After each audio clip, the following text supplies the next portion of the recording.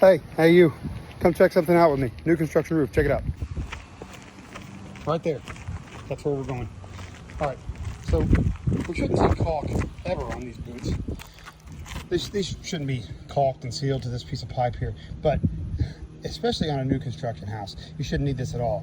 And look closer, we have a really poor seal. That's probably why they did it. And so water is actually gonna get right in there and go inside the house. Not good, not good. New construction. Hey, electricians, go ahead and get enraged. As I open up this absolute mess of a panel, which obviously triggers you because you've expressed to me many times how much you hate me being inside this panel, I want to point out a couple of problems specifically. Okay, one being this 20 amp breaker right here, which is wired with what appears to be 14 gauge wire and should be 12. And then we run over here, we got two other 20 amp breakers, which both also look like 14 gauge wire. And here is where I really trigger you. I'm going to use my wire gauge tester so that I can show everybody what I'm talking about. Check it out. To most people, this doesn't look like a problem at all. But once I explain that this is supposed to be on 12 gauge wire, not 14, and I take my wire gauge tester here and check, and it is definitely on 14. And I do the same over here for these two, 14, 14 on 20 amp breakers. I take a photo of those and put them in my report, and now it's displayed very plainly for anybody to see that's not a professional. Go ahead and get mad. All right, so while people lose their minds in the comments over the fact that I opened up this panel to begin with and that I use this little plastic tool for verification and display, I want to show the rest of you that are still paying attention what these circuits actually were. Now, while I have not verified that these are labeled correctly, I wanted to tell you that this 20 amp right here was labeled outdoor GFCI, and then we had these two 20s right here. One of them was kitchen and one of them was master bedroom. This isn't exactly home inspection related. I mean, maybe kind of, but check this out.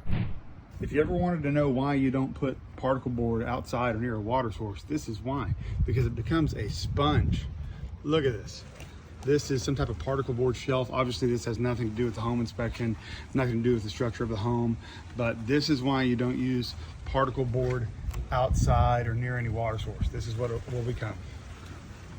Have you ever had those pesky, annoying leaks around your glass shower enclosure? Yeah, nobody likes that, right? But you especially wouldn't want it on your new construction house. I test for those. Let me show you how.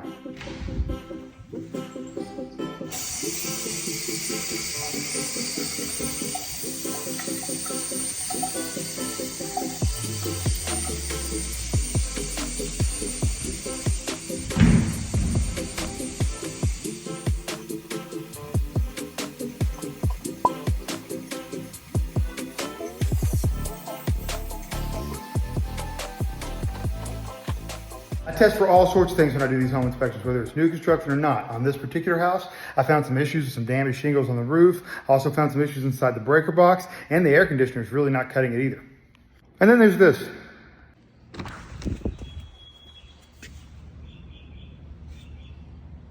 Big issues, small issues, no matter what they are, I look for them and I put them in my report. Here at Homes, we believe in keeping your home safe and sound and secure even before you move in it. So we remove the oven doors and we keep them in our office. That way they won't get stolen. We don't care about the fact that the inspector can't inspect the oven. We're not as much worried about this door, how it rubs against the flooring whenever you open it, or this bubbling paint on the brick mold, even though this is one of the first things you see when you walk up to the house. For your oven door, it's safe. Damaged exterior siding, not really that big of a deal. Oven door, safe. Light switches that don't do anything.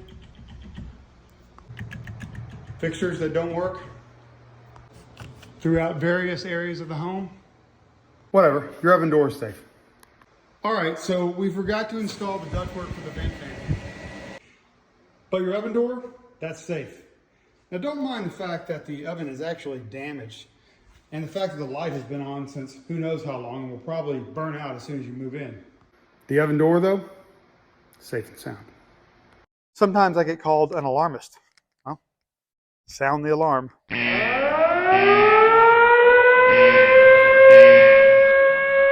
I'm here getting started on a new construction home inspection. I've only been here a couple of minutes, but I found something concerning. Come check it out with me. Looking along the foundation here, we have a wet spot. Looks like water's been leaking out from the wall area. And at first glance, you might look at this and think, well, the sprinkler ran and it splashed some water up on there. But here's the thing. When I looked at the sprinkler earlier, for whatever reason, it was set up not to run. And I haven't ran it today, so I know that it's not running, or at least it hasn't today. And furthermore, if you look at this wet spot and then follow down here, you know, we're completely dry everywhere except right here. Another interesting fact is that just on the other side of this wall is the master bathroom sink. Now, it is my belief that whenever they put up drywall or something, they pierced a supply line. Not a drain line, because I have drained very little water. And as you noticed, when we were looking at the grade beam out there earlier, there's a significant amount of water and algae buildup, leading me to believe that this is a constant problem and that it's been there for quite some time.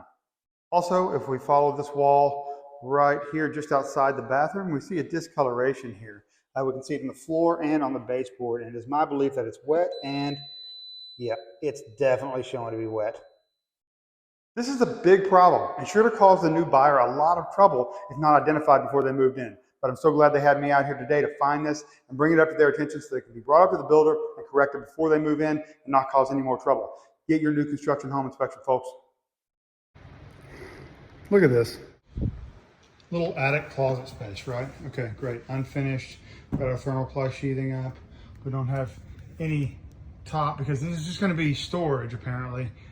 Anyway, we have an air duct running to this area to basically the attic space. So we are conditioning the attic. Obviously they covered it up with some type of plastic, probably for a blower door test.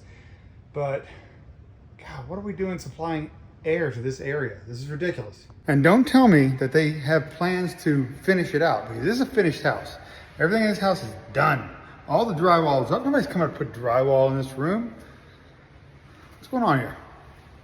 I'm doing a new construction home inspection and the dishwasher and disposal are not working, but I think I know why. Check it out. So if we get down under the cabinet here, we see that we have them both switched on. They are both plugged in. So this should definitely be running and no lights are coming on in the dishwasher. But if we take the tester here and plug it in and see what's going on the outlet, we see that we are wired with the hot and ground reversed. Oh, and it's like that over here too. Both of them. I'm not sure how that happens, but that's why they're not working. Oh, and check this out. Cooktop, also not working. But why is this not working? Well, if we look inside the cabinet here, we can see that it's not plugged in, and it's not plugged in because they did not supply power anywhere underneath here. Probably back there behind that plate there. And while I'm at it, let me show you something else I found. Here in the breakfast area, big spot of missing insulation right there. And one right here in the living room as well. Doing a pre-drywall inspection, finding your typical stuff, missing fasteners and joist hangers, loose anchor bolts, things like that. Then there's this. Got this vent pipe right here going up and under the staircase. Let's follow it. Okay, here it keeps going. Oh, let's keep going up. All right, and now look at that. It just is cut off and stops right there at the top plate. Get your pre-drywall inspection, folks. I'm on an 11-month warranty inspection, and I'm looking at a tankless water heater. I got a problem with it. Check it out. What we're looking at here is a Rinnai tankless water heater. We're seeing a whole lot of these on new construction and have been for several years now. The problem that I have with this one is the gas line. These things, they come in with 3/4 inch pipe, and it needs to remain 3/4 inch pipe, but they put a 1/2 inch flex line in here. This should not be downsized. This should be 3/4 inch from where it comes in all the way to the appliance.